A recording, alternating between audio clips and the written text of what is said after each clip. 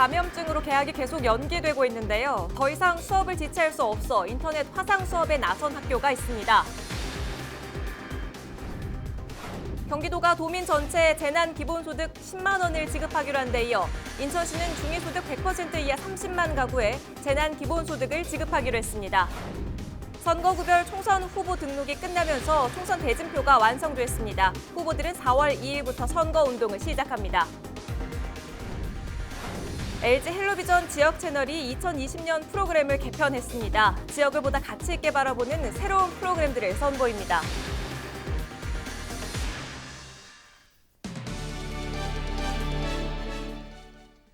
여러분 안녕하십니까? 헬로티비 경인 뉴스를 시작합니다.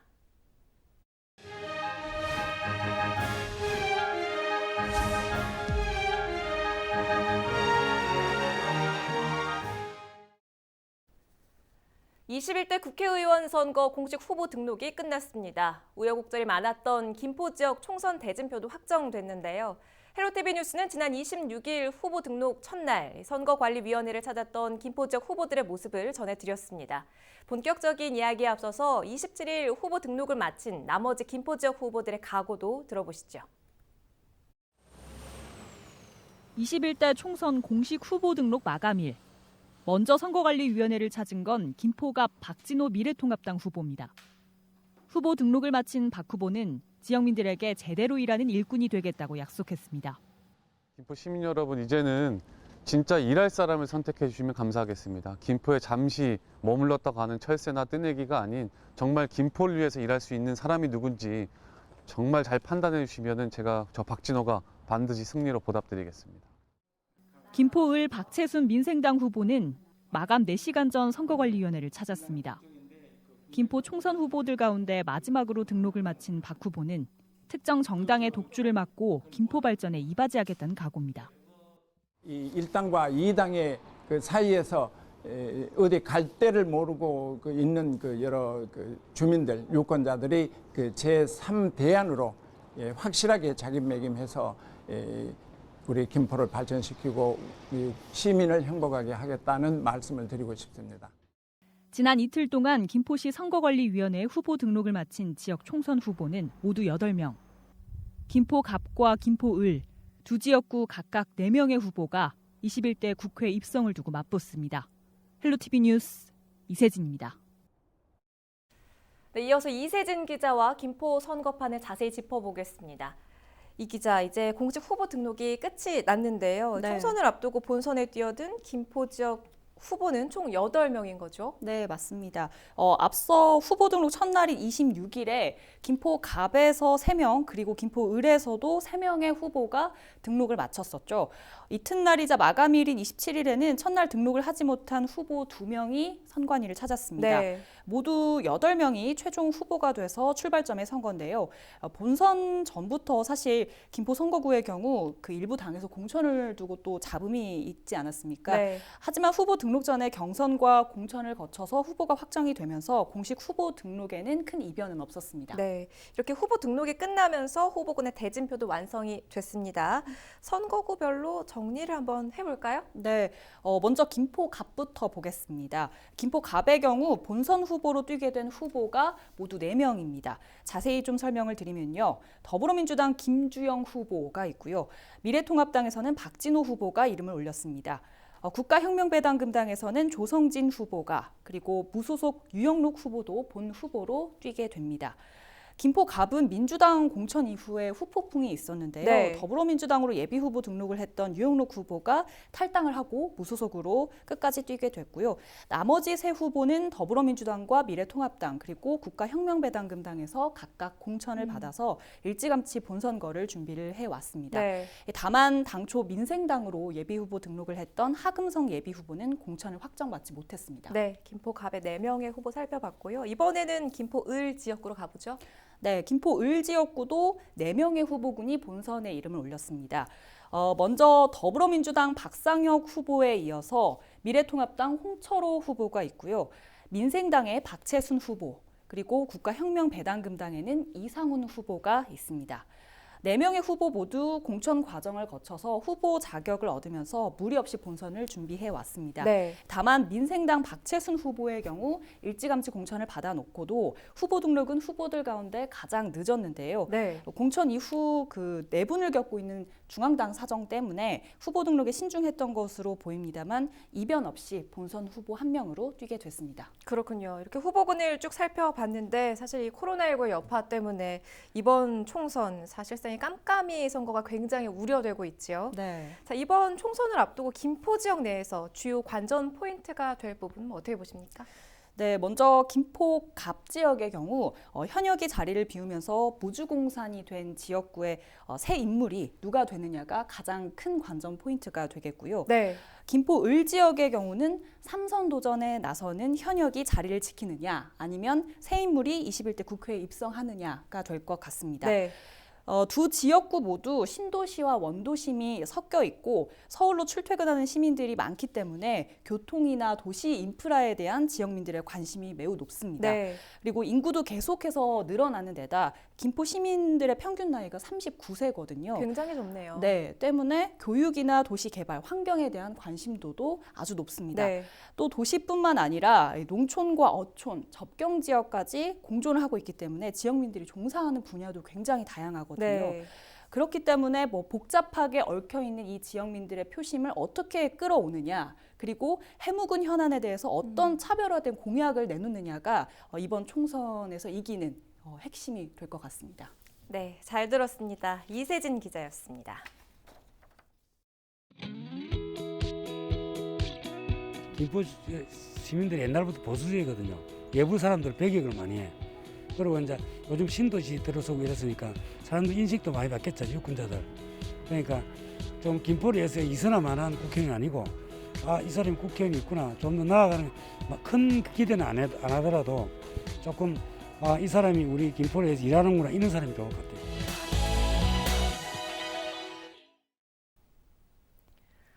코로나19 여파로 개학이 3차례나 연기됐죠. 이런 가운데 인천의 한 학교가 온라인으로 수업을 진행하고 있어서 눈길을 끌고 있습니다.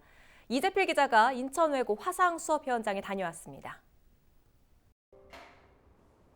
금요일 오전 8시 40분 인천외고의 강근원 교사가 조례를 준비합니다. 자, 그러면 오늘부터 저기 조회를 시작하도록 하겠습니다. 오늘 금요일. 자, 아침에 혹시 열나는 사람 손 들어보세요. 나 열난다. 손 들어보세요. 다 괜찮은 거예요? 괜찮으면 오른손 들어보세요. 괜찮으면 오른손. 다 괜찮은 거예요? 오케이, 좋아요.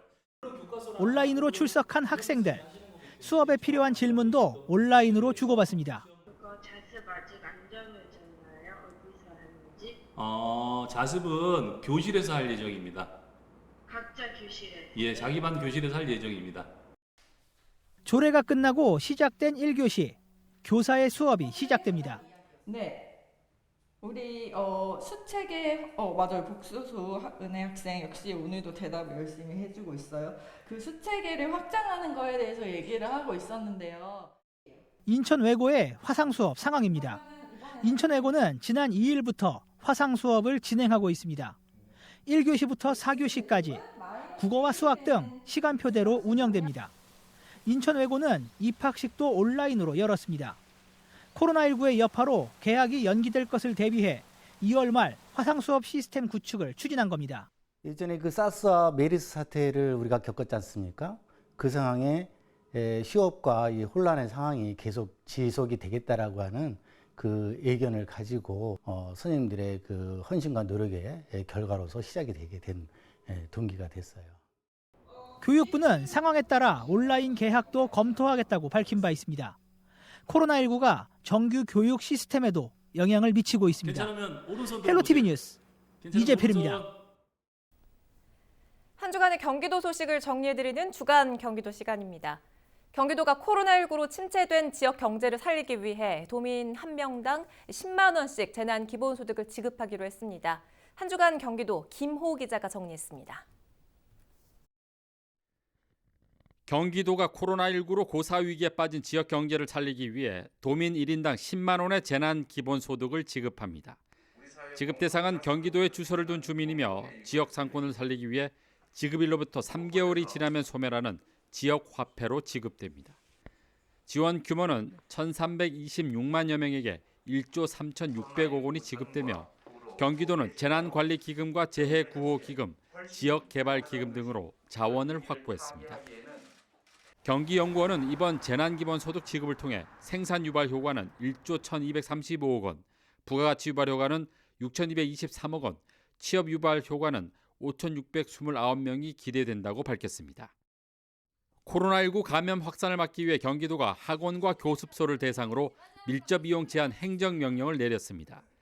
초중고 개학일인 다음 달 6일까지 실시되는 이번 행정명령으로 학원과 교습소는 감염 관리 책임자를 지정해야 하고 종사자와 학습자는 마스크를 착용해야 하며 학습자 간 간격 유지 등 8가지 예방 수칙을 지켜야 합니다. 행정명령을 위반하게 되면 300만 원 이하의 벌금과 확진자 발생 시 방역비 전액에 대한 구상권이 청구됩니다. 경기도 시군의원과 공공기관장의 평균 재산은 9억 7천만 원으로 지난해보다 5,800만 원이 증가한 것으로 나타났습니다. 경기도 공직자윤리위원회가 시군의원 446명과 공공기관장 12명 등 458명의 재산 신고 사항을 공개한 결과 71%는 평균 1억 3천여만 원이 늘었고 29%는 평균 1억 7천여만 원이 감소했습니다.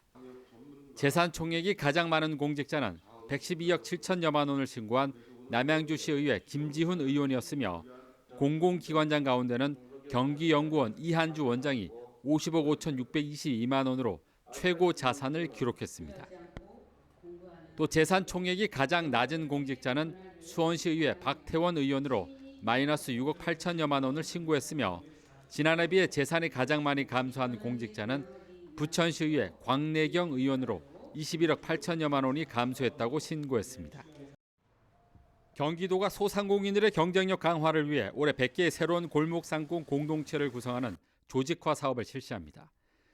골목상권 조직화 지원 사업은 30개 점포 이상의 골목상권 소상공인들을 하나의 경제 공동체로 조직해 육성하는 것으로 개별 점포의 한계를 극복하기 위한 사업입니다.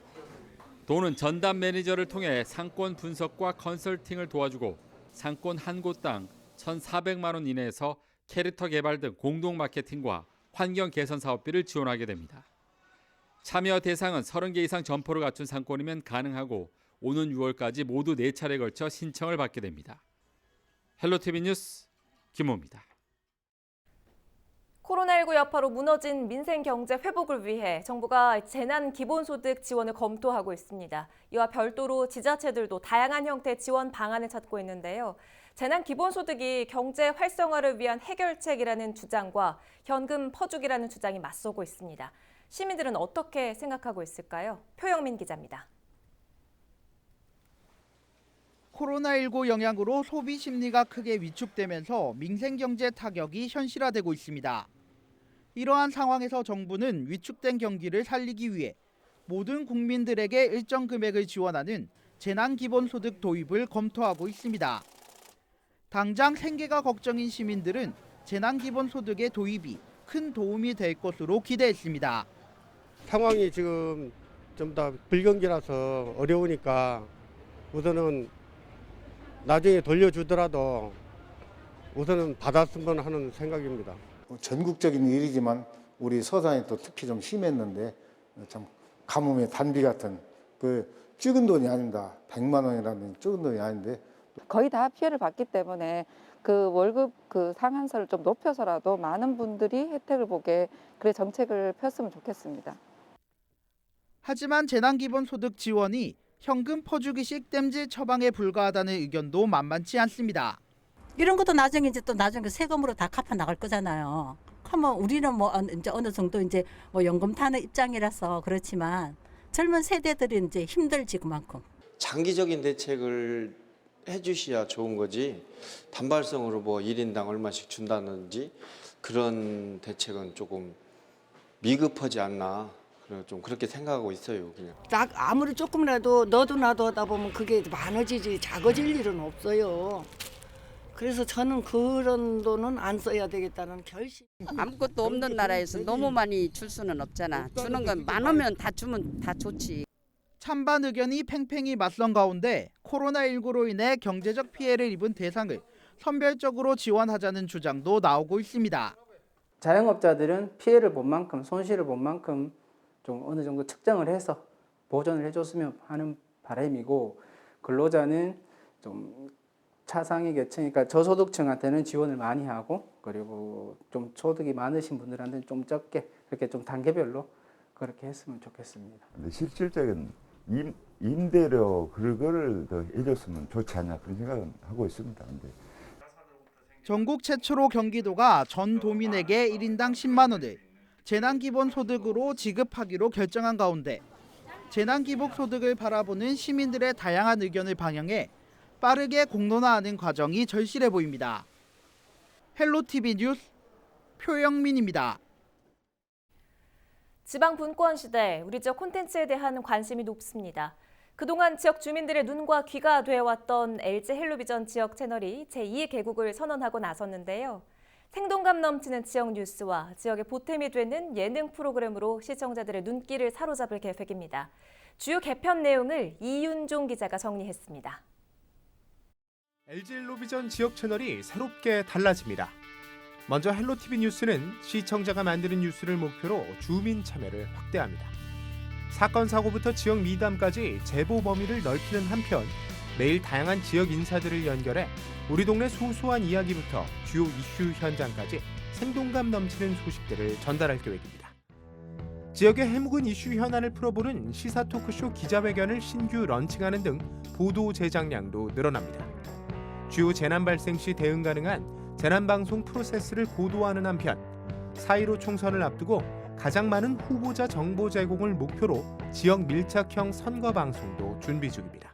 정치권에 바라는 유권자들의 생생한 목소리를 전달하고 특히 유권자들이 후보의 인물과 공약을 제대로 알고 선택할 수 있도록 그 어느 매체보다 가장 많은 후보자 관련 정보를 제공함으로써 그야말로 지역 밀착형 선거 방송을 선보이겠습니다. 우리 지역에서만 볼 수 있는 3편의 신규 예능 프로그램도 시청자 여러분을 찾아갑니다.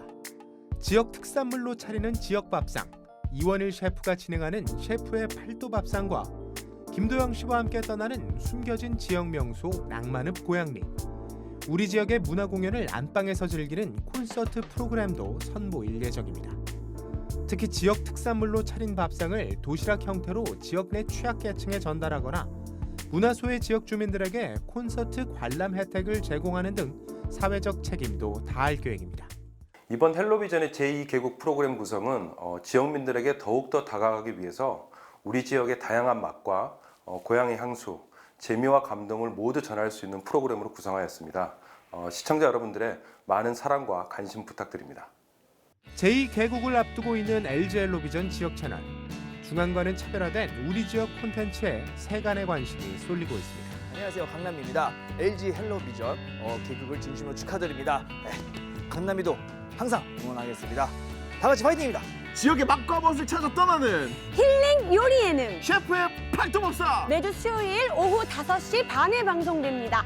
여러분 모두 본방사수! 안녕하세요. 지금은 로컬 시대 진행자 조갑경입니다. LG 헬로비전 개국을 진심으로 축하합니다. 안녕하세요. 지금은 로컬 시대 진행자 종합뉴스 홍서범입니다. LG 헬로비전 개국을 축하합니다. 안녕하세요. 서경석입니다. LG 헬로비전 지역 채널의 개국을 축하드립니다.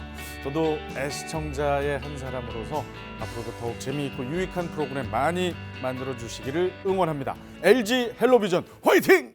헬로티비 뉴스 이윤종입니다. 주말 날씨입니다. 토요일 아침 기온 3도로 시작하겠고 한낮 최고 기온 11도로 예상됩니다. 한 차례 비가 지나고 나서 낮 기온이 크게 오르지 않겠고요. 바람도 다소 강하게 불면서 쌀쌀하게 느껴지겠습니다. 당분간은 구름만 조금 지나는 날씨가 예상됩니다. 북쪽에서 찬 공기가 들어오면서 봄 기운이 조금 주춤하겠는데요. 변덕스러운 봄 날씨에 건강 관리 잘 하셔야겠습니다. 주말 반짝 쌀쌀해지긴 하지만 다음 주부터는 다시 기온이 오르면서 봄 기운이 완연해지겠습니다. 휴일 전국적으로 무난한 날씨가 예상됩니다. 다만 차고 건조한 북서풍 영향으로 대기가 다시 메마르면서 화재 가능성이 큽니다. 불씨 관리 잘 해주셔야겠습니다. 강원도에는 비 예보가 있겠습니다. 헬로티비 뉴스가 준비한 소식은 여기까지입니다. 저희는 언제나 여러분 곁에 있겠습니다. 지금까지 시청해주신 여러분 고맙습니다.